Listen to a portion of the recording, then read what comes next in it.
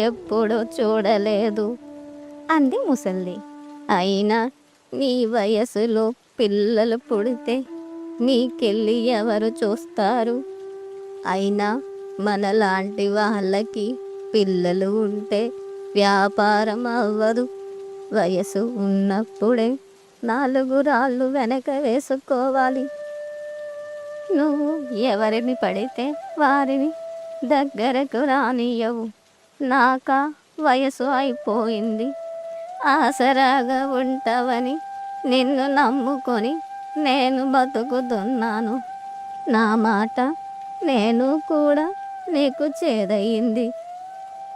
అప్పుడు నేను ఆదుకోకపోతే నీ గతి ఏమయ్యేదే? వాణ్ణి తలుచుకుంటే మాట దక్కదు. 3 నెలలు ముంగి ఎదవ చచ్చాడు. పీడ వదిలింది. యువతి కోపంతో బాధతో కిటికీలో ఉన్న కప్పును తీసి ముసలిదాని మీదకి విసిరింది. పో ముసలిముండా, పో తెయ్యమ్ముండా, నా ఎదుట నిలబడకు అంటూ అరిచింది. ముసల్ది దెబ్బ తగలకుండా తప్పుకొని, పోతానులే, నేను బ్రతికున్నాళ్ళే నీ కష్టం సుఖం చూసేది. తర్వాత నీ ఊసు ఎవరు పట్టించుకోరు, చూస్తాను అంటూ ఏడుస్తూ లోపలికి వెళ్ళిపోయింది.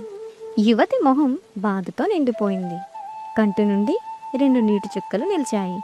గుండె బరువెక్కింది. బయట వర్షం కురుస్తూనే ఉంది.